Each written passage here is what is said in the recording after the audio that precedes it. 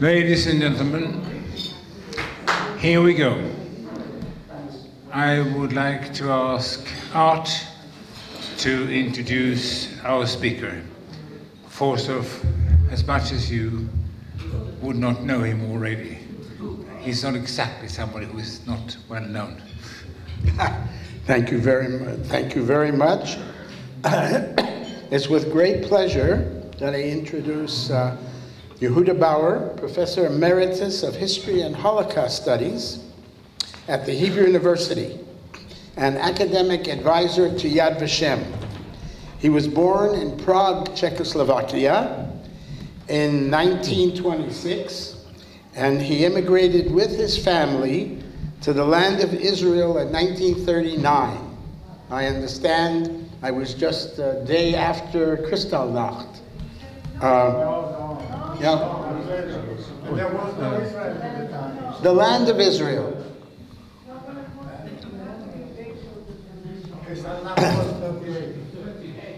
38. Oh yes, I'm sorry. It was exactly with the invasion March, I believe. The invasion of the Germans into the rest of Czechoslovakia. He began teaching at the Institute of Contemporary Jewry at the Hebrew University and was the founding editor of the Journal of Holocaust and Genocide Studies. Professor Bauer has written numerous articles and books on the Holocaust and on genocide. In 1998, he was awarded the Israel Prize, highest honor, civilian honor in Israel, and in 2001 was elected as a member of the Israeli Academy of Science. So without further ado, Professor Yehuda Bauer. Thank you very much. In actual fact, according to the instructions I have from your chairman, I think I should repeat what Henry VIII said to each one of his wives: I'm not going to keep you long. You see, the story of the African refugees in Israel is actually well known to you. I mean, you all read papers, look at television and so on. So the story is, I don't really have to do much in order to explain what is happening. Now, some 34,000 refugees like that in Israel. They come basically from three areas: Eritrea, the Darfur region of Sudan, but that's 4 different black ethnic groups there, and the people from the Nuba Mountains on the border between South Sudan and North Sudan. In Eritrea, there is a brutal dictatorship since 1993, led by a man by the name of Isaias Afwerki. Afwerki made his contact with Israel in 1993 when he fell ill, and the Americans brought him to Hadassah Hospital to be treated. And the result was the establishment of diplomatic relations between Eritrea and Israel.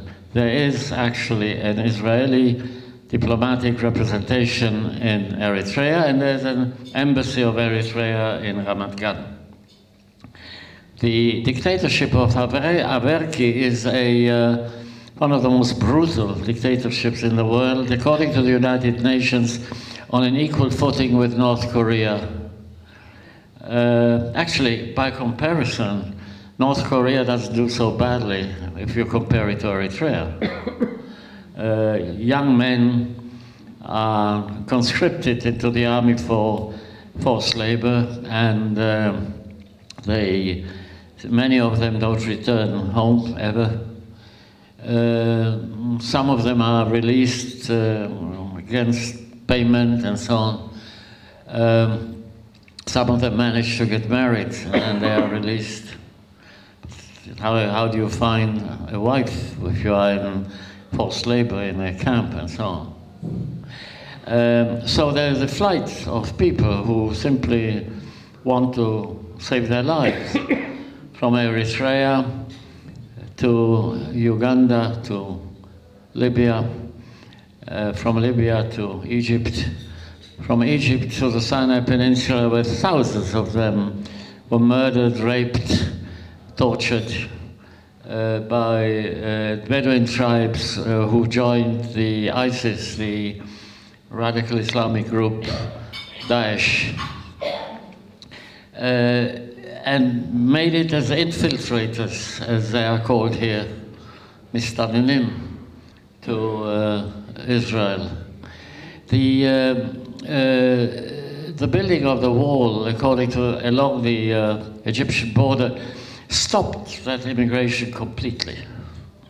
Since 2015, basically, 16, 17, there has been practically no possibility of entering Israel from Africa. So when the Prime Minister is talking about the prevention of hundreds of thousands and millions of Africans crossing the Israeli border, this is, to put it very mildly, absolute nonsense.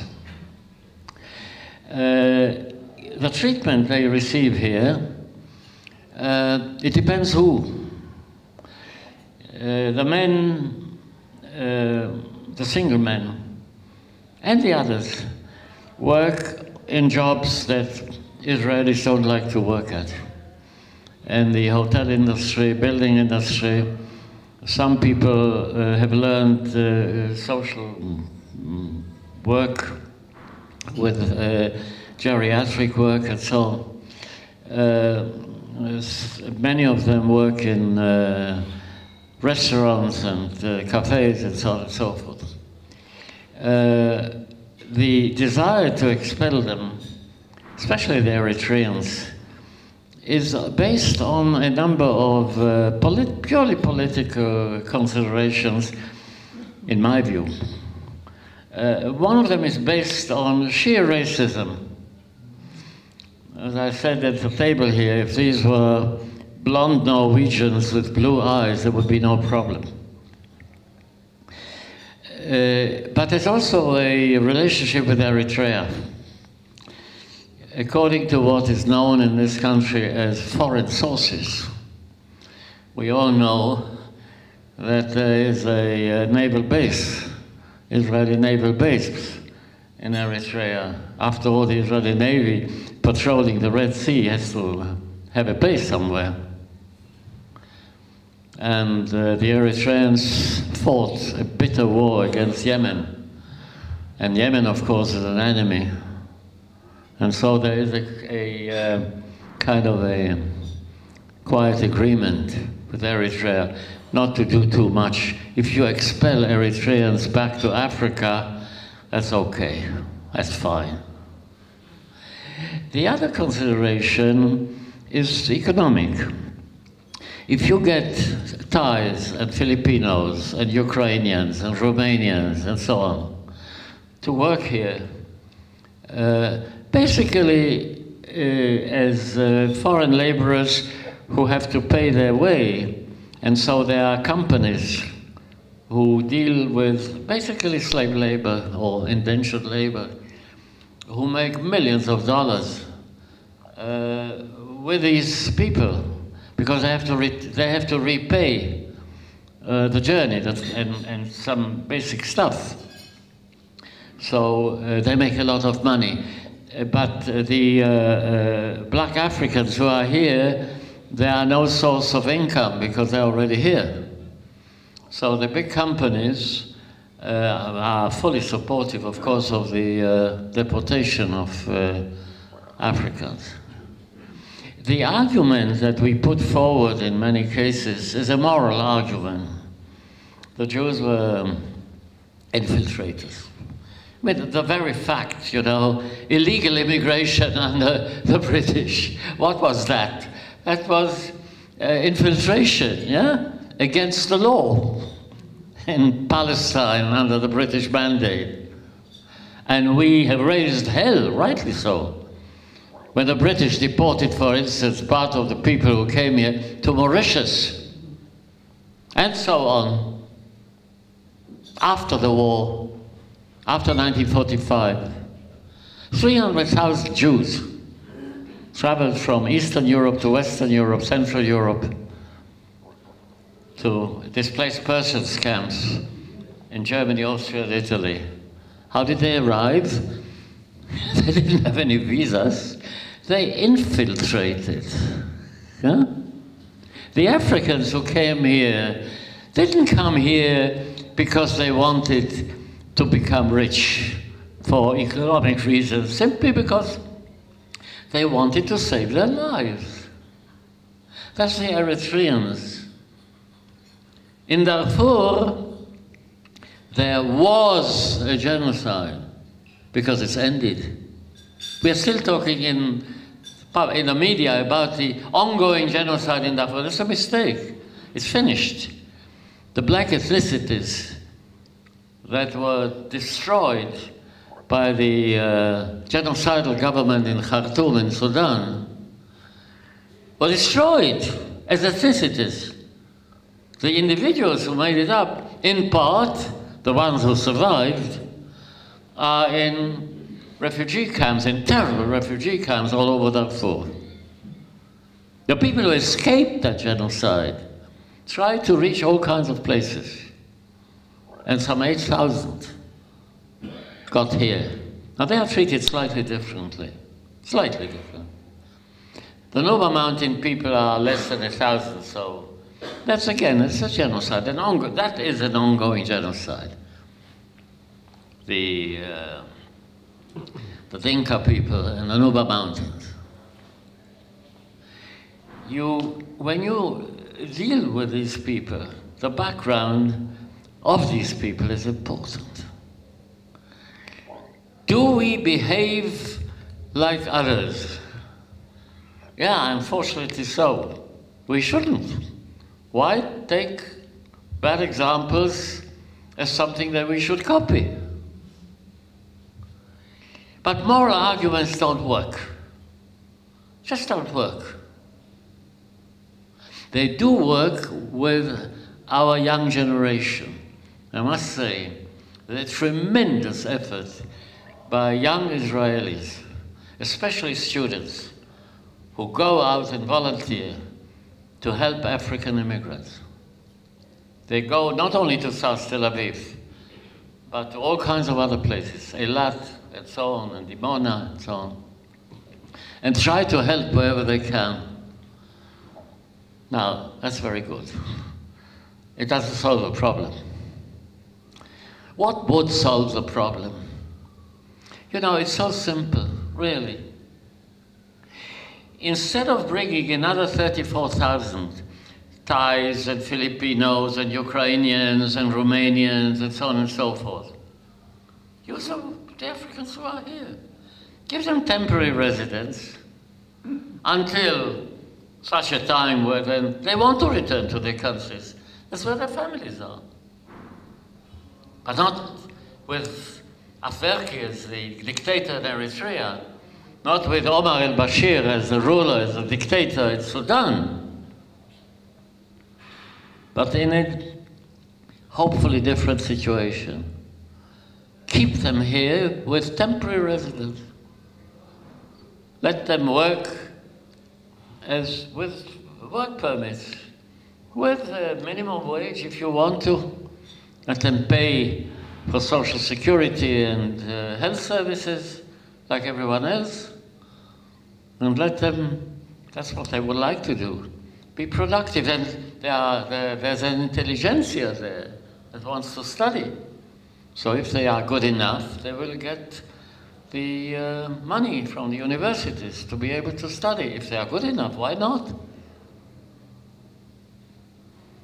Many of them speak Hebrew, very good Hebrew, better than many Israelis do.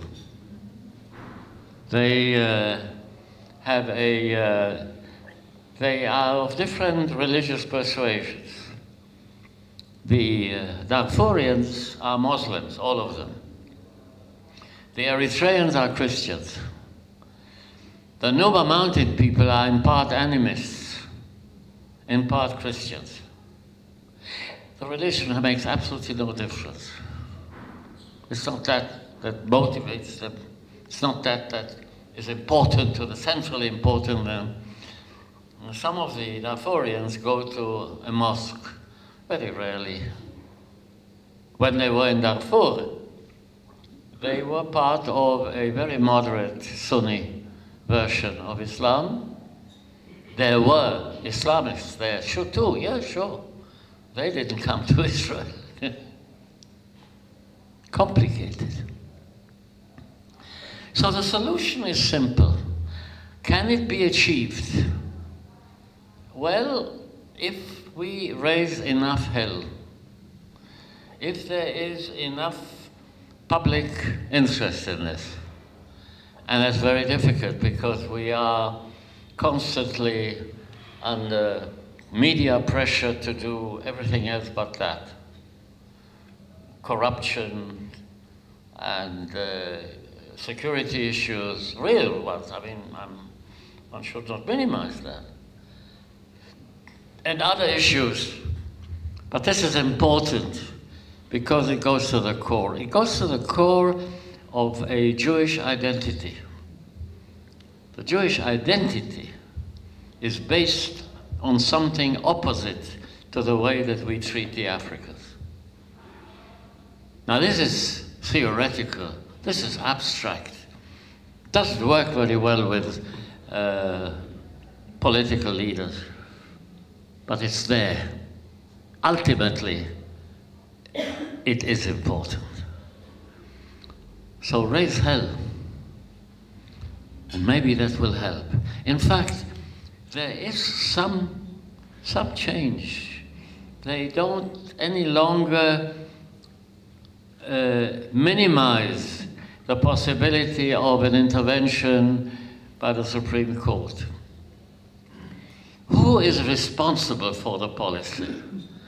That wonderful man, our Interior Minister, Mr. Aryeh Deri, who is an Interior Minister because he was in the Interior for a few years and then went out, and he is in danger of going into the Interior again. So he's a wonderful Minister of the Interior. Yeah?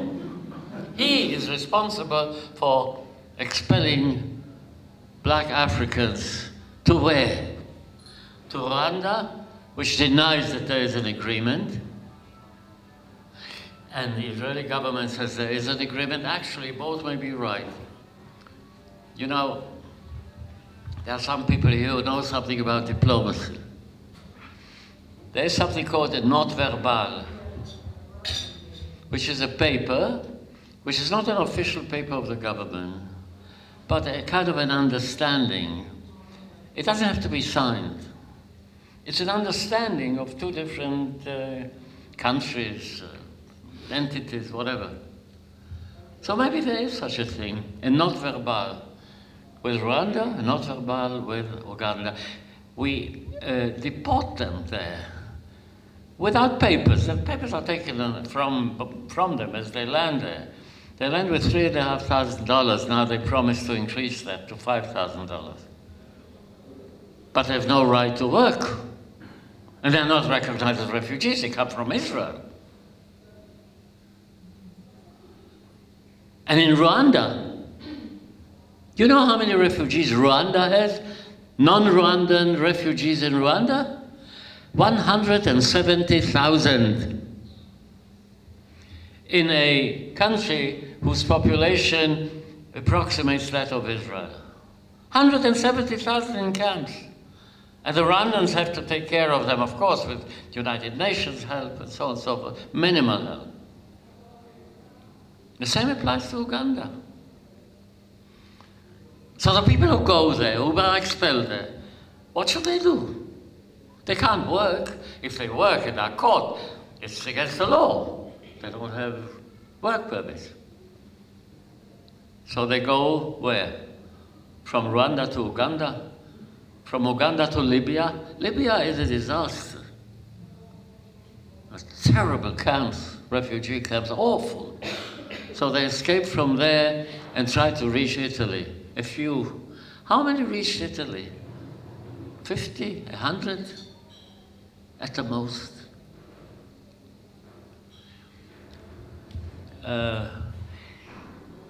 And if we raise enough hell, there is a slight possibility, very slight possibility, still a possibility that this may change. Now you see, I started from the practical side. Now let me say something of the background, of the context. And you stop me when I'm 2 or 3 minutes away from time, okay? Human race is about 300,000 years old. We all come originally from East Africa. The differences in color of skin and shape of body and so on are secondary and tertiary mutations. A chief in Papua New Guinea today who wins the heart of a lady professor at Hebrew University will produce with her healthy children because we are one race.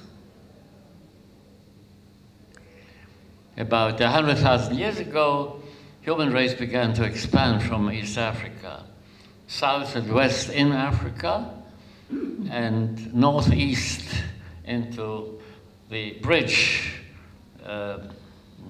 Israel, Syria, Lebanon today, and so on and so forth, into Asia, Europe, ultimately to Australia and America, and along the coast of the Arabian Peninsula. We are a wandering race all the time. You take any country in the world, the population is always mixed, always, in all cases. Do you know that in the British Islands, before the Celts came, 1500 BC or so, the people who lived there were dark-skinned, as we now know. The same applies to Scandinavia. A mixed. The same applies to everywhere. A mixture. We are a mixture. The Jews? Come on. If there were blue and green people in the world, there would be blue and green Jews. We are about as pure genealogically as any Jerusalem street poodle. Okay? So, this mix, there is something specific in cultures, in civilizations, that people develop. But there's a constant move. And to take just the last 2 centuries, America was populated by a vast immigration of people who annihilated the American Indians and came with enslaved Africans, 4 million Africans who came to the United States, which is why, in my view, the United States is a violent country, a violent country. It's based on the annihilation of the American Indians and on black slavery. And in 2015, for instance, 33,000 Americans were murdered by other Americans.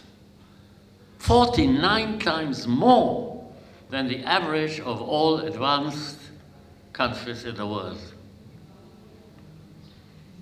There's another America too, a liberal, humanitarian, wonderful America. It's a struggle there. It's a constant struggle. The same applies to all the countries. And it's influenced by refugees. In the end of 19th century, beginning of 20th century, 2 million Jews left the Tsarist Empire. Couldn't stay there. And then afterwards, after World War I, America closed its doors, so where should they go? Palestine was a remote place in the Middle East with lots of camels. What should they do there? Huh? So it took time. It was no solution. And the Nazis found a solution. It was, as they called it, a final solution. And a move continued after World War II. Not only of Jews, but also of Jews. Today in Europe, they talk about a vast number of refugees. 1.1 million in 1.5 years. But there are 500 million Europeans. So what's 1.1 million? Where do they come from? They come from the Middle East, various places. They don't agree with each other, the refugees. Afghans don't talk to Iraqi Shiites, and Iraqi Shiites don't talk to Syrian Sunnis. They certainly don't talk to Syrian Christians. Yeah? They come from Africa, different peoples. It's not the same. The fact that they all have dark skins doesn't make them the same people.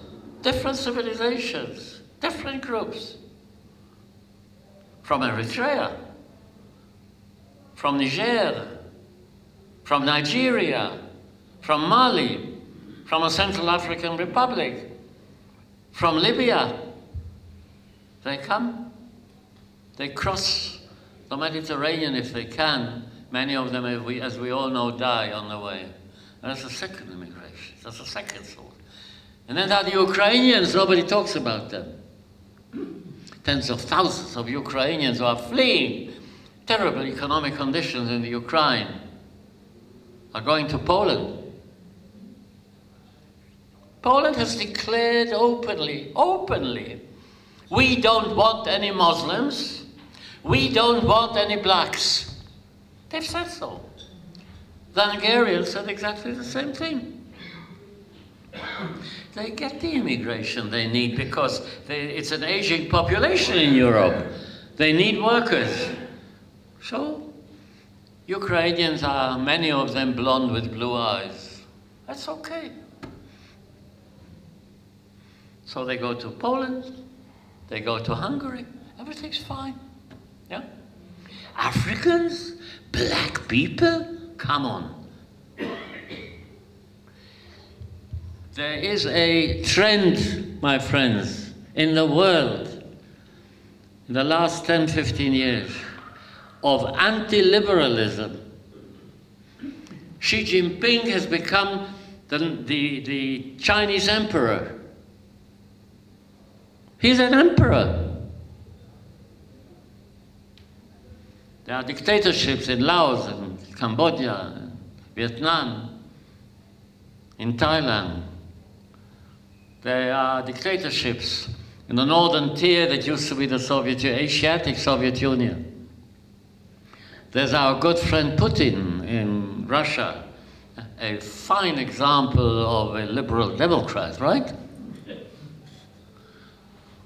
There is, as I said, the Middle East, a dictator in Turkey, a dictator in Egypt, a complete disaster.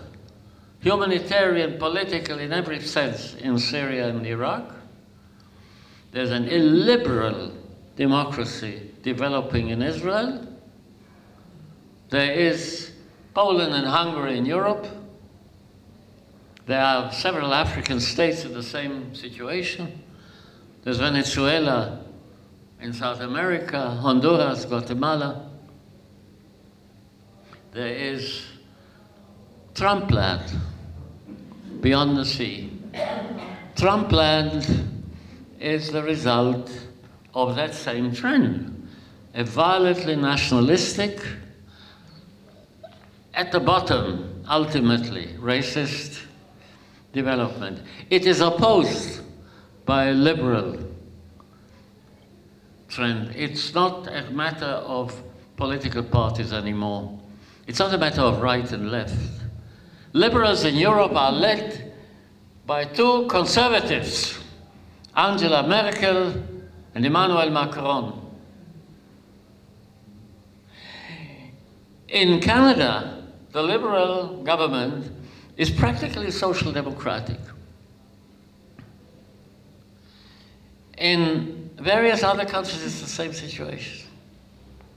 It doesn't matter the label, whether it's conservative, liberal, social democratic. In Scandinavia, they change. You may have a social democratic government, or a liberal government, or a conservative government. Nobody intends in Scandinavia to do away with a welfare state, the achievement of a liberal democracy.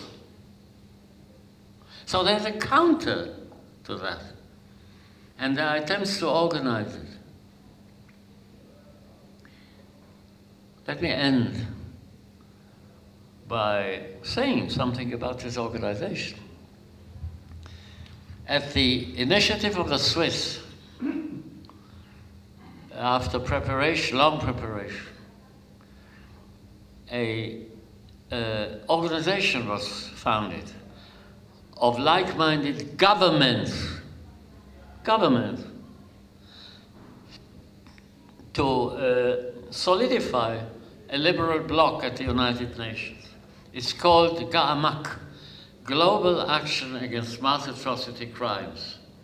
You will not read about it in Haaretz or Yediot Achronot or Jerusalem Post, or for that matter in any European newspaper, no television program.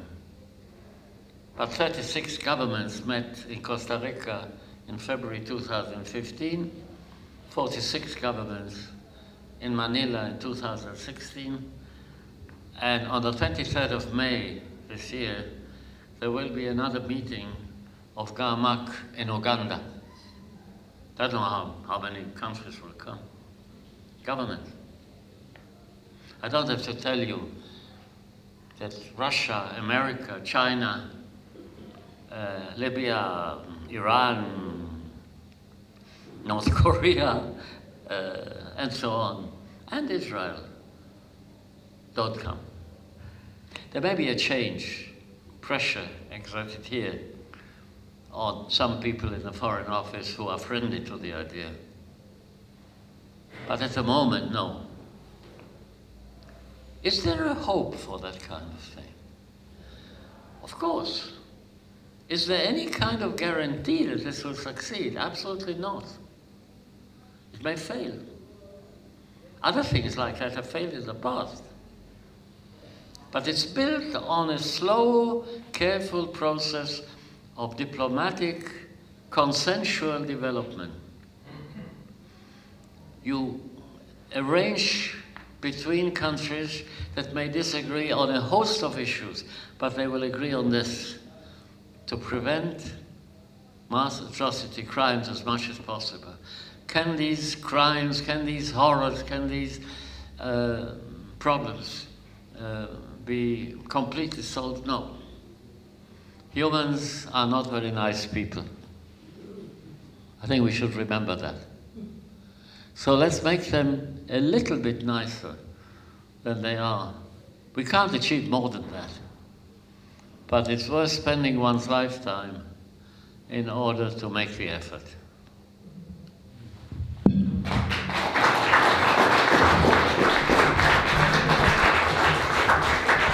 Can you hear us on?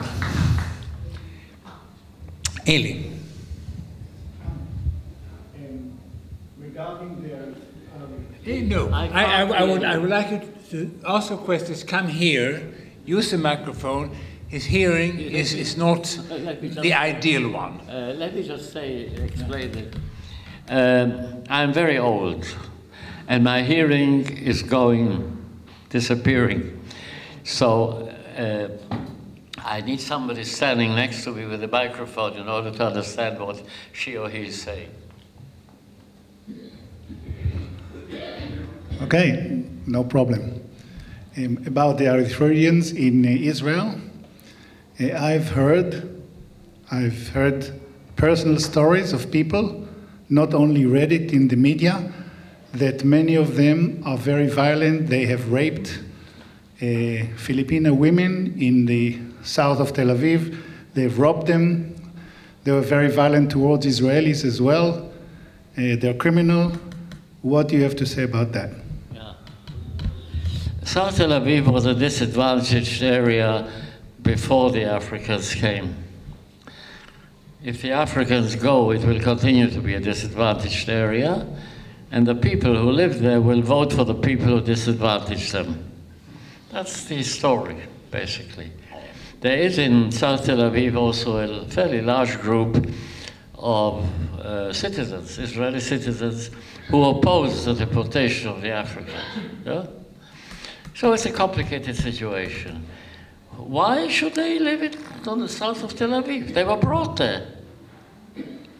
But if they receive what I suggested, work permits valid for the whole of the country, they will choose. They don't want to live in South Tel Aviv. It's not a very nice place to live in. If they find work in Afula or in Nazareth or in I don't know where. That wasn't my question. That was not his question. Yeah, what was the question? About robbing and raping. About the violence of the many of the Africans who come here. This is a story which is it's a story. According to the police records, official police records, the violence exercised by these refugees is proportionately less than that by the old established Israelis. The reason is that they are afraid. Even those who have tendencies towards violence are very careful. Now there is violence, of course there's violence. In disadvantaged areas you expect that. But as I say, the proportion of Africans who do these things is smaller, is lower than that of the local Israelis. That's official police records. Anybody else? Questions? Remarks? Protests? Ideas? No? I can. Art. I was missing you. No, come here.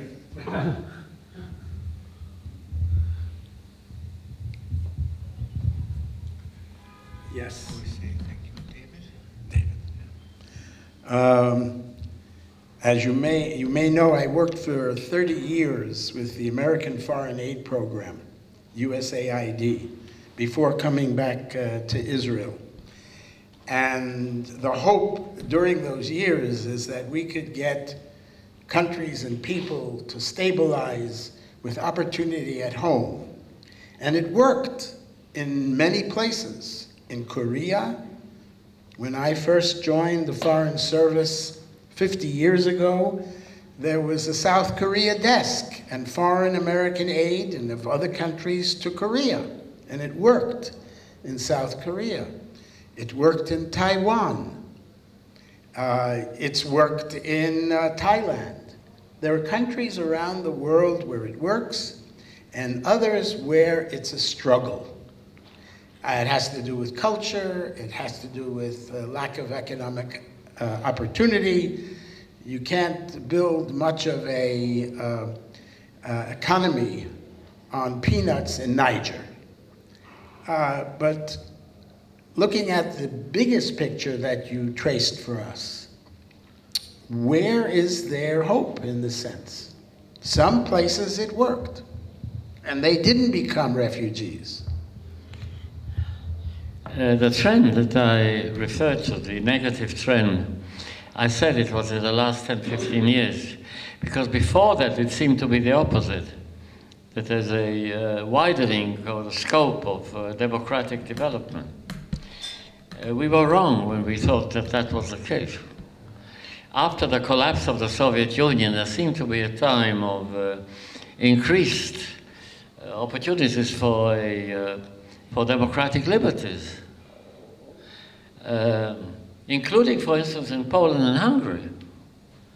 But not only in Europe, in other places too. You mentioned Thailand. Thailand today is a military dictatorship.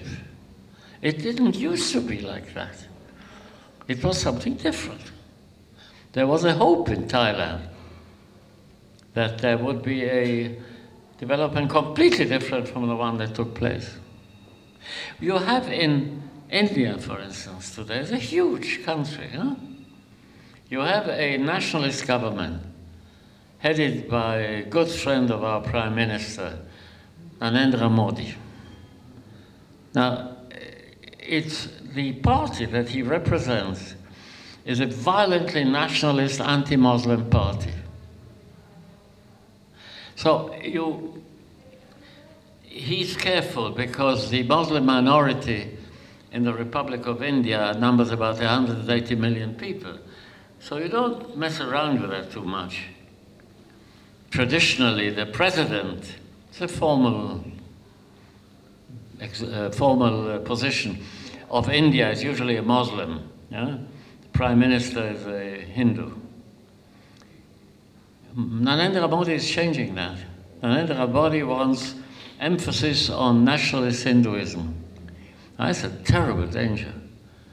That's not a small country, that's a huge country that has all the possibilities of an economic development, making it the third or fourth major power in the world. So this is no simple thing. And on the other hand, you have radical Islam. That's not Islam, that's radical Islam. And the only way of fighting radical Islam is through non-radical Islam. There's no other way to do that. And radical Islam is repeating Nazi ideology. Literally. I could have quoted to you endless reams of that stuff. I get it every day. In English translation, in French translation, no problem. Terrible, absolutely terrible. It's literally Nazi. And it sees the Jews as a real power behind America and Europe and so on. So the attack is against the Jews. But the attack, of course, against the whole Western world, or the Western world includes East. Japan is part of the Western world. Australia is part of the Western world. So these ideas of West and East are passé. That doesn't work. You have a worldwide struggle. We thought, all of us thought, that with the collapse of the Soviet Empire, there would be a radical change in the world. But there isn't. What Putin is doing, he is re-establishing the Soviet Union without a communist ideology. It's a nationalist, if you want, Tsarist ideology. Very, very radical.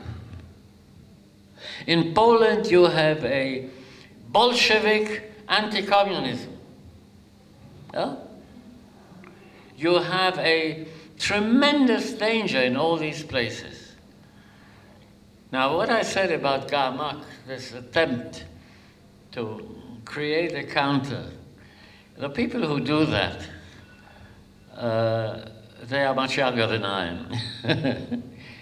They realize that fully. We have, this may interest you because you are a Rotary Club, so you are kind of a closed society. There is something called the Genocide Prevention Advisory Network, of which you've never heard.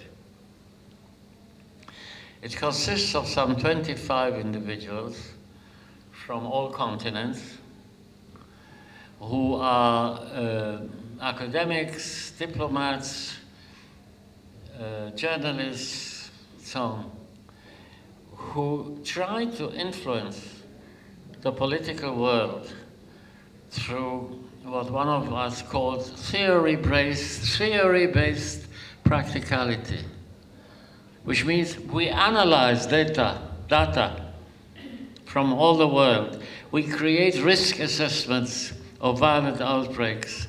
We supply them to GAMAC, to the United Nations, to various other groups. We are not an NGO. We are a loose confederation of devoted intellectuals. We have a convener. We don't collect money. We have no secretariat. We have a convener a Japanese professor teaching at the moment in California. We are from all continents. We are just one of the groups that try to influence. So you, in your various positions and occupations, you can reach out. It's not easy, not easy. Our group has been in existence for 20 years now.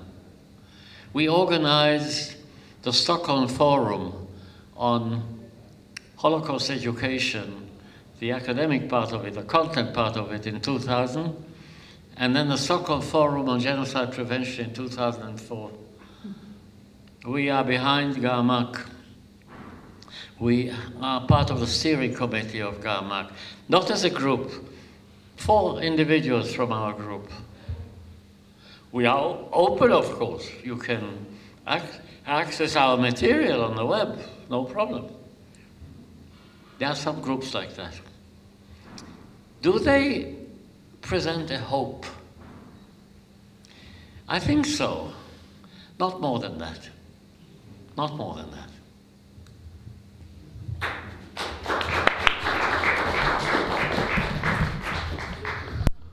I wonder how I'm going to sleep tonight. But we're having the Seder and Pesach coming on, and that has a real promise of a better future. So we'll share your hope and hope that the hope will be realized. Slowly, slowly, and not too slowly. David, will you come and talk for a minute to Professor Bauer?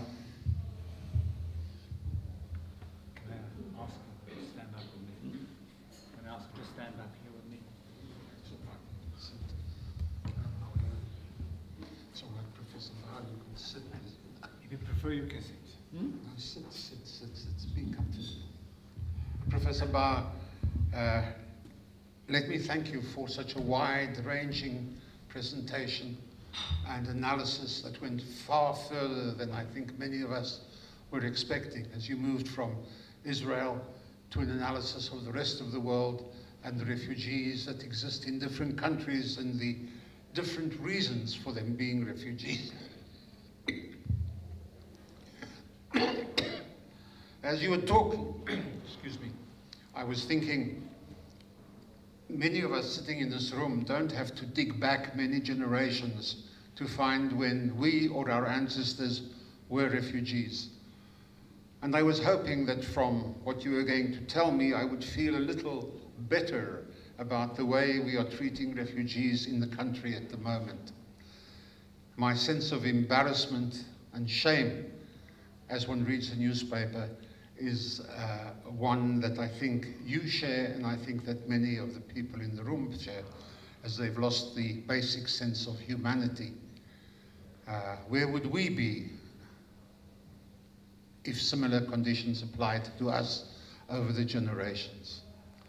So, thank you very much. You've given us plenty to think about, and I think you've made many of us more aware of what is happening here and in the rest of the world. Now, in our Rotary Club, we have a tradition where our speakers are given a tree planted in their name in the Paul Harris Peace Forest. Thank you very much.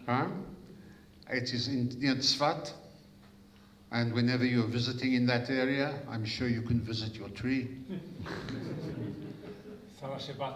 And thank you very much.